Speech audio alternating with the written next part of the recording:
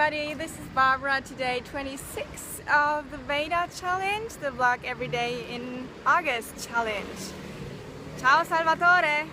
Today we're in front of a really nice garden, the Villa Gaetano, Gaetano Costa is the name. Gaetano Costa was a judge here in Palermo and he was killed by the mafia. So this is kind of an important garden and villa here, but at the very moment unfortunately it's closed. My host told me to come here, so I hope that it was open, but it's not. I'm really sorry, but I can't change that. I was actually working the whole day in PMO co-working, Palermo's best co-working space in my opinion, because the other ones I didn't even see them because one was, they didn't open me. I think they were there actually, but it was like only 15 minutes before closing time, so I guess they just didn't open because they didn't want to to spend more time there. They're like only so close to closing time. And the other one, actually they told me in the PMO co-working that there are two more, and I only found one more, and the website was so old and not nice that I decided not to go there. Perhaps I will go there one of these days just to check it out at least once, at least for my digital nomad guide that I'm writing about Palermo. And now I'm on my way to see some land that I would like to buy, perhaps, to build a co-living space. What street is this? It's very close to Viale Lazio, Salvatore. Oh, yeah, close. I don't know if this is already Viale Lazio, but it's definitely close. So yeah, the plan is to promote Sicily as a digital nomad destination in general. I have some more plans how to do that. No, Villa Sperlinga is where I was last time, Salvatore. This is Villa Gaetano Costa. Sorry, I can't remember the name, I don't know why. And so yeah, I hope that, oh my god, my battery is going to die. Need to do that with one hand. Yeah, so cross your fingers. Must be fairly new. Yeah, perhaps it's new. I don't really know actually. I've never heard of this one. That's true. I need to plug in my phone, my power bank, my life. Without that I can't live, and because my phone is going to die in a second. I forgot to do that before, sorry.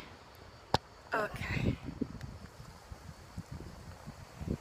Is it charging? Yes, it is charging. Power to power bank. Yeah, so so cross your fingers that what I'll see in a minute is nice. It's close to Termini Merese. It has sea view, so it would be really nice for a co-living space. I don't know if it's close enough to the beach, because I really would like to have something very close to the beach. We'll see. I'll keep you posted. And then we wanted to talk about internet on the road. That's definitely a problem. What I do every time in a new country is I buy a SIM card. So like from the first moment, I normally buy it at the airport. So from the very first moment, I can connect to internet. And in some countries it's really, really easy. For example, in Israel, they have a special service or a special provider called Deal SIM. And they even send you can order it online and they send you the SIM card to wherever you are in the world, which is pretty cool. And if it's too short distance of time or whatever reason you don't want that, they will send it to the hostel or hotel where you're staying, which is pretty cool, I think. And it's not even expensive. I think it's like, God bless Israel, yes. It's like €30 or so for 5 gigabytes, so it's a really good price. And I was 3 weeks in Israel, and with those 5 gigabytes I could really do everything in those 3 weeks. I didn't do daily vlogs, so yeah, it was a great deal.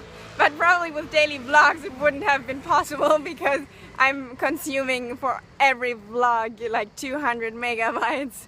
But yeah, no, and I even in one hostel I didn't have Wi-Fi because it was in a remote place, and I could connect with a hotspot on my computer, and I was working for 2 whole days with my SIM card and it was still no problem. So that's a really good possibility. And obviously I'm searching for Wi-Fi as often as I can. I try to be connected all the time as much as possible, and I work in bars, in the hostel. I try to find out which hostel has the best Wi-Fi in order to choose that one to stay there. And what is one of the most important things, I guess, is searching for co-working spaces or co-living spaces, because they definitely have best Wi-Fi in town normally, and the atmosphere is really awesome. I experienced that today as well. It's so cool when you're surrounded by like-minded people and you can chat every now and then. Choppy streaming. Oh, I'm sorry. I'm really sorry. That's Palermo. I don't know why. Yeah, and here in Italy at the moment, for example, it's not that good with the SIM card because they don't have prepaid SIM cards anymore, which is okay if you're here once, but if you come here like every 3 months, 6 months, or once a year, you always need to buy a new SIM card because they would charge you for every month that you haven't been here, and you normally don't want that.